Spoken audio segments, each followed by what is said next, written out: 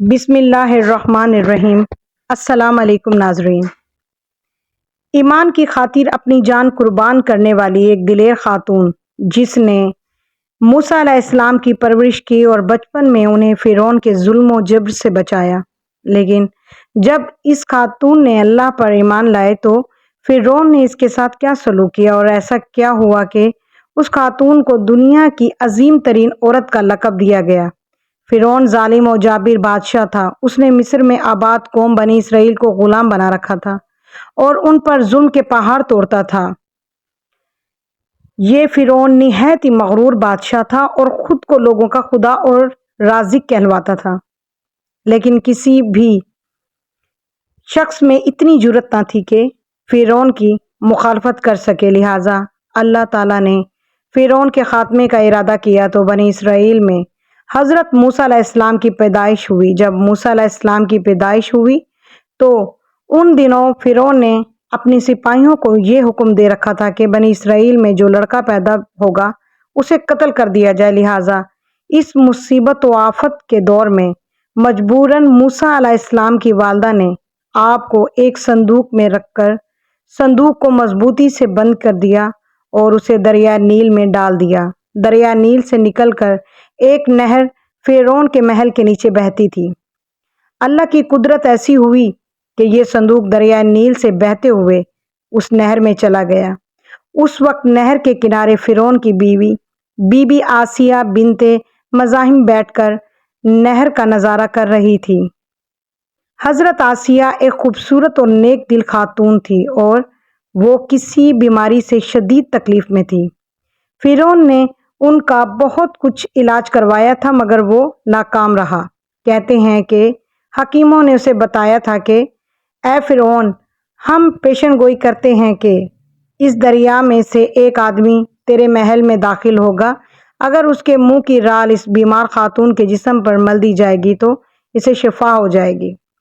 چنانچہ جب نہر میں بہتے ہوئے اس صندوق پر حضرت آسیہ کی نظر پڑی تو اس نے ملازمین کو اسے نکالنے کا حکم دیا۔ جب اس صندوق کو پانی سے نکالا گیا اور اسے کھولا گیا اور ملکہ نے اس بچے کو دیکھا تو اسے یوں محسوس ہوا کہ ایک بجلی سی چمکی ہے جس نے اس کے دل کو منور کر دیا۔ حضرت آسیہ کے دل میں اس بچے کے لیے محبت نے گھر کر لیا۔ اس بچے کا لعاب دہن جیسے ہی ان کے ہاتھوں پر پڑا تو انہیں شفا ہو گئی۔ فرعون کی بیوی حضرت آسیہ کے بدن سے کوئی لڑکا نہ تھا اور وہ بے اولاد تھی، لہٰذا اس پاک دل خاتون کی ممتا جاگ اٹھی اور اس نے موسیٰ علیہ السلام کو گود لے لی۔ اس طرح اللہ تعالیٰ کی قدرت سے حضرت موسیٰ علیہ السلام کی پرورش اسی فرعون کے محل میں ہوئی جس نے آپ علیہ السلام کے ہاتھوں سے ہلاک ہونا تھا۔ دراصل لفظ فرعون اس دور میں مصر کے بادشاہ کا لقب ہوا کرتا تھا۔ موسیٰ علیہ السلام کے قصے کے سلسلے میں دو فرعونوں کا ذکر آتا ہے، ایک وہ جس کے زمانے میں آپ پیدا ہوئے اور جس کے گھر میں آپ نے پرورش پائی، اور دوسرا وہ جس کے پاس آپ ایمان کی دعوت اور بنی اسرائیل کی آزادی کا مطالبہ لے کر گئے اور جو سمندر میں غرق ہو گیا۔ لہٰذا بی بی آسیہ کا خاوند جس نے موسیٰ علیہ السلام کو اپنے محل میں رکھا، اس فرعون کا نام رامس ثانی بتایا جاتا ہے۔ دراصل بی بی آسیہ ریان بن ولید کی پوتی تھی۔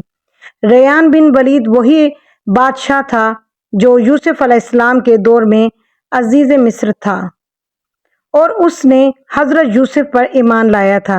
جب مصر پر قبطی خاندان کی حکومت آئی تو فرعون نے اپنی طاقت کے زور پر بی بی آسیہ سے شادی کر لی اور انہیں دھمکی دی کہ اگر انہوں نے شادی سے انکار کیا تو ان کے والدین کو قتل کر دیا جائے گا۔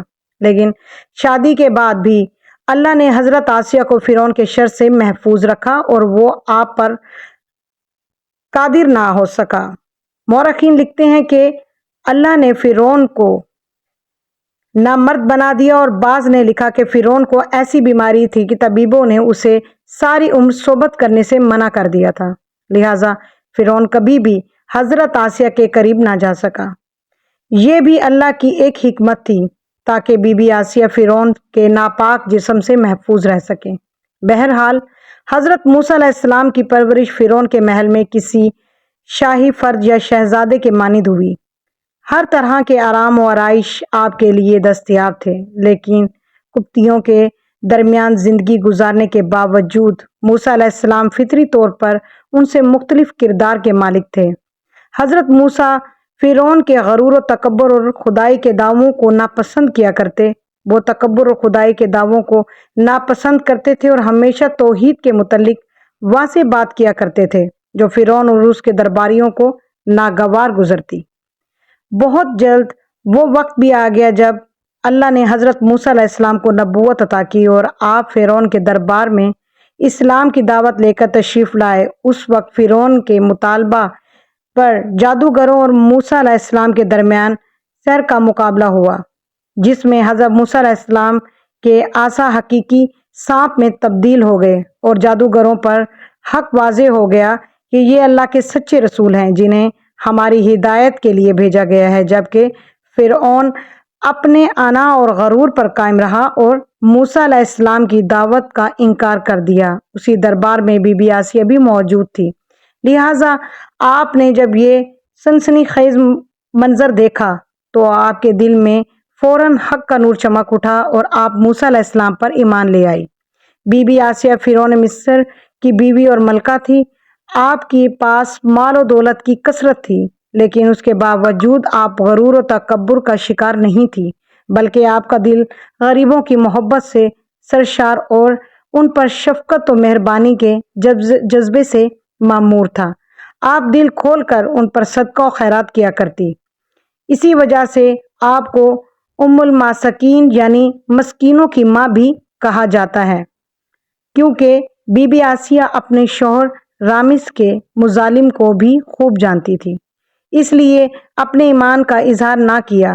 آپ چھپ چھپا کر ایک اللہ کی عبادت کیا کرتی اور اللہ سے یہ دعا کرتی کہ اللہ مجھے فرعون اور اس کے عمل سے نجات دے، میں اس کے کفریہ حرکتوں سے بیزار ہوں۔ حضرت آسیہ خفیہ طور پر موسیٰ علیہ السلام کی خدا کی عبادت کیا کرتی اور دعا و استغفار بھی پڑھا کرتی، یہاں تک کہ فرعون کو ایک دن آپ کے ایمان لانے کی خبر ہو گئی۔ اس نے ایک روز اپنے درباریوں سے کہا، کیا تم لوگوں کو میری بیوی کی کچھ خبر ہے؟ تم لوگ اس کے متعلق کیا جانتے ہو؟ سب نے بی بی آسیہ کی بڑی تعریف کی اور ان کی بھلائی بیان کی۔ فرعون نے کہا، کیا تم لوگوں کو نہیں معلوم وہ میرے سوا دوسرے خدا کو مانتی ہے؟ لہٰذا فرعون نے حضرت آسیہ کو دربار میں بلا لیا اور ان سے دریافت کیا کہ تو کسے اپنا معبود مانتی ہے؟ حضرت آسیہ نے دلیری اور جذبہ ایمانی سے جواب دیا کہ میں موسیٰ کے رب پر ایمان رکھتی ہوں جو میرا، تیرا اور ہم سب کا خدا ہے۔ فرعون اس بے باک جواب پر غضبناک ہو گیا اور بہت جلد پورے شہر میں اس بات کی شہرت ہو گئی کہ فرعون کی بیوی اور ملکہ نے فرعونی طور پر طریقے کو ٹھکرا دیا ہے، دین موسیٰ کو قبول کر لیا۔ پہلے تو فرعون نے ہی بی بی آسیہ کو سمجھایا بجھایا، لیکن جب اس نے دیکھا کہ موسیٰ علیہ السلام کے دین کو آپ نہیں چھوڑ سکتی، لیکن جب اس نے حضرت آسیہ کے چٹان جیسے مضبوط ایمان اور جذبے کو دیکھا تو اس نے ظلم و بربریت سے کام لینے کی ٹھان لی۔